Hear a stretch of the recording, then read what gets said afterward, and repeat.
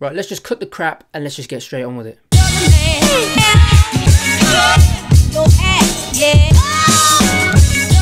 What is going on, guys? It's your boy, the Beast of Ecom, and I am back with another video dropping nothing but value bombs. If this is the first time ever watching one of my videos, hello and welcome. If it isn't, then it's nice to see you again. Please do, of course, like, comment, and of course smash that subscribe button. Hit the notification bell as well so you stay up to date with my latest videos, because you do not want to miss out on any of my upcoming content. And the channel is growing at a fantastic rate, so I just want to say thank you to everyone who's currently subscribed. So in this video, I'm going to show you guys how one product did over $300,000. Now, I know you guys might have seen a previous one of my videos that how I broken down how I did over $1 million in just 2 months time, where I broke it down step by step, what I actually done, gave away tons of value, and the feedback for that one was fantastic. If you haven't watched that video, then I'll just leave it as a suggested video at the end of this one. But I wanted to do something very similar, okay? Show you guys you know, the back of the product, the numbers of the product, and then of course what I actually done to achieve those numbers, because I know you guys like that no BS style of teaching, no fluff, just pure, valuable, actionable content.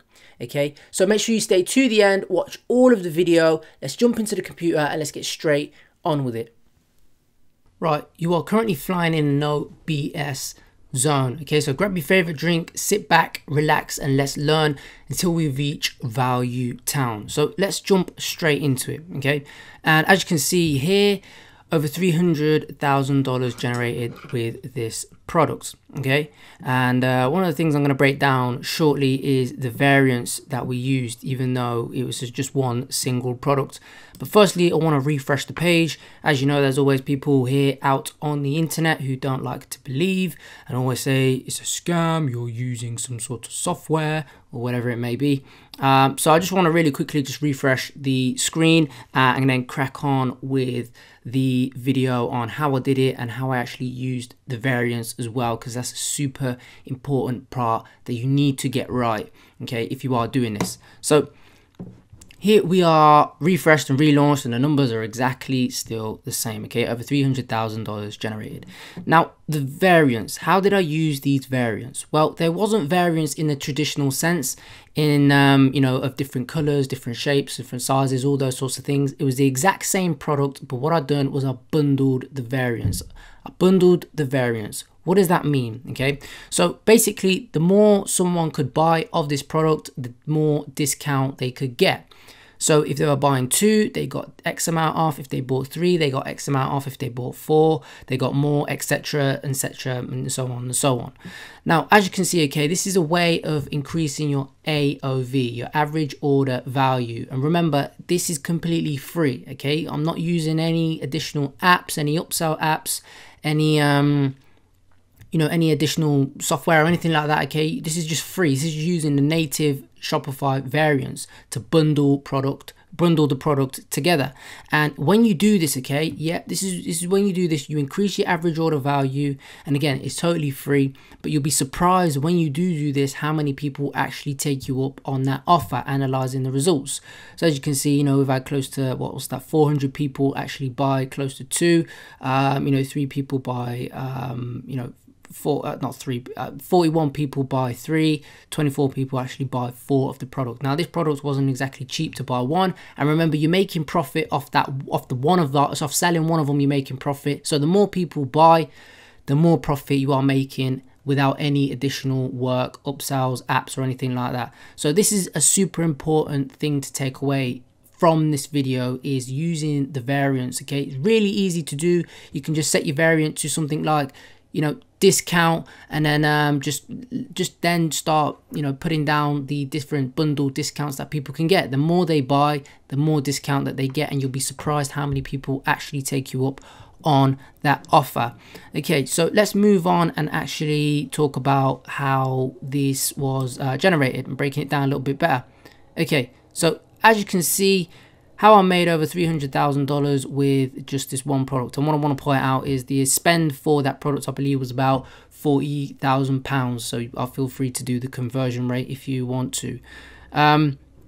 Find a product that is already selling. Now, of course, there's two ways to go about this. You know, as I mentioned, you can find something which is already selling online on Facebook, whatever it may be, or you can find that golden product which no one else is selling, and it's kind of you're the first to the market. Okay. Now, of course, the easier way, and the easy way I suggest you do if you're just getting started, is obviously to find something that is already selling. Now, this exact strategy of how I actually do this, okay, this little method here is outlined in another video. I'll show you how to find products on Facebook. This is some of the things that I actually done. So I checked the engagement rate, okay. How recent were the comments? That's what you want to do. It's all well and good, you know, finding a product, but if it's from months ago, it may possibly be saturated. So you want to be checking how newest the comments were. Now, these ones were obviously, of course, within the next day. Some of them were in the hours. So I knew that this product was making sales here and then. People were interested in it. And of course, I do a check on the link on how many clicks is it receiving. Now, again, in the other video, I'll show exactly how to do this. If it's a Google link or if it's a bit.ly link, a short link, you can actually dive into the analytics and see how many clicks that is actually getting, okay? So you can then gauge on how many people are clicking that outbound link, because again, that's important. It's all well and good, okay, having likes, comments, shares and stuff, but if no one's clicking that outbound link, then the advert is not doing its job. The job of the advert is to get people to click onto the product page. And in this case, there were many link clicks, so I knew that people were clicking through and landing on that product page. Estimating the number of sales and decided to do a test. So again, in the other video, again, I I have a look. Once you know what how many clicks there are, you can do an estimate on their conversion rates and just basically try and ballpark how many units they may be selling. So I decided to run a test with it. All of it added up. I wanted to give it a go. So in the testing stage, what I actually done was I ran 8 to 10 ad sets, each with a single broad interest. Now, what I want to point out quickly on the first point is that this product actually solved a problem, okay, and had mass market appeal, which is what I generally like to go for. If the product solves a problem, it's generally easier to sell, okay.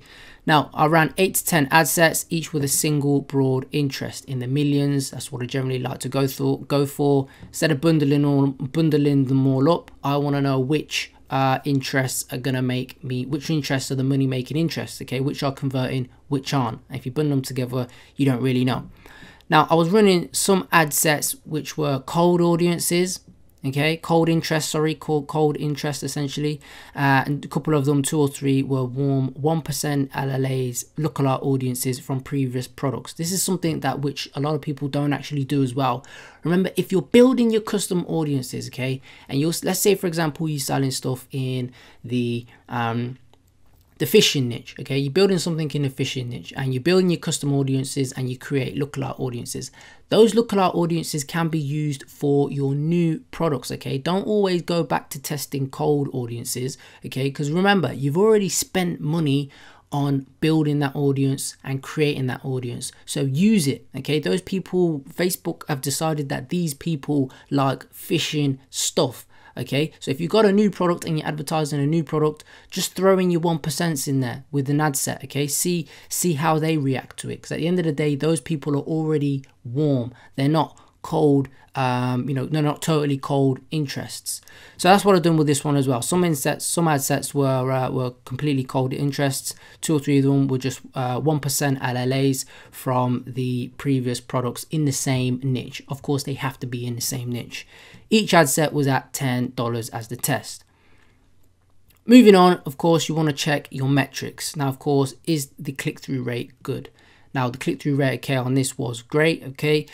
If your click-through rate is poor, then basically means that your advert is poor. People don't want to click through onto, and you want to make sure you're measuring unique, okay, unique click-through rates. That's what you want to measure, not all, because that will throw you stuff off and it'll be super high and you'll think that stuff's engaging, but it's not. So make sure you check your it's the unique link click, because you want to make sure that people are clicking that outbound link, okay.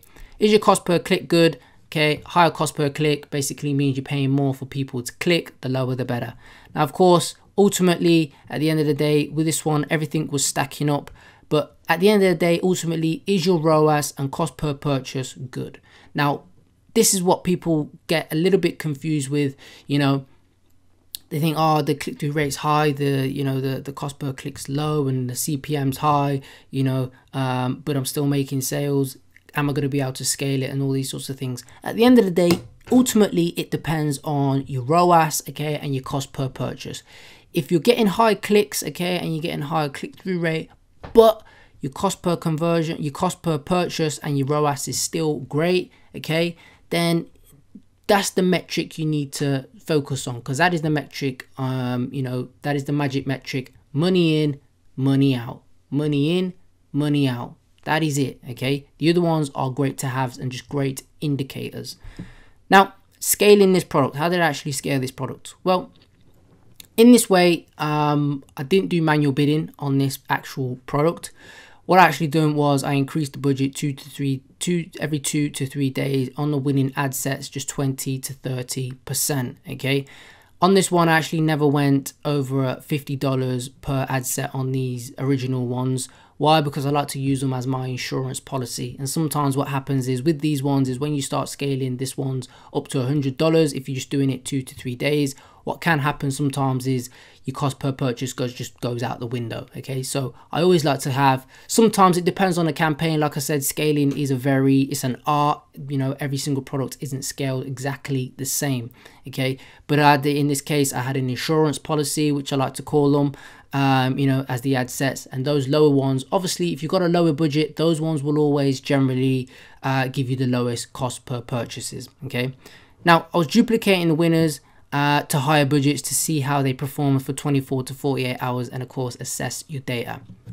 That's one way to scale. Okay, duplicate those winning ad sets from say you know, $50 to $100, or you know, $20 to say $60 or something along those lines, and you know, just see how they react. Always, if they react poor on the first day but the metrics are good, leave them going for the second day, okay? Because of course Facebook does take time to optimize.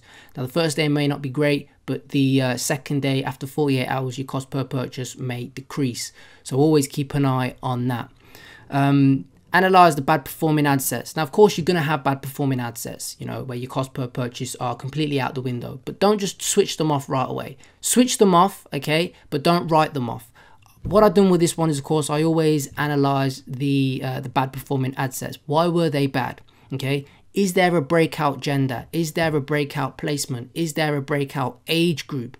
Okay, that were performing well. Because remember, I'm targeting from say 25 to 65 or 35 to 65. Okay, if in, you know, male to female, is out of that is there a specific age group or breakout point that I can break out and put into a new ad set? If so, that is what I've done. Okay, took them out, okay, put them into a new ad set and ran another test at $10 and see how it went. Okay, now obviously, of course, you want to be creating your lookalike audiences. I've got a video, I think I've got another video on lookalike audiences. Again, look at that on how to actually use lookalike audiences, which ones to create. But of course, yeah, you view content, add to carts, initiate checkouts, purchase, you know, $1 to $10, one to, all the way up to 10%. So one to two, 2 to 3, 3 to 4, blah blah blah, etc. Up to 10%. Okay, and of course you want to test those at the same $10. And if you've got losers, kill the losers. If you've got the winners with this one, scale the winners using the exact same method above as I've just mentioned. And of course, always I like to do no targeting ad sets based on the winning ages and genders of the campaign.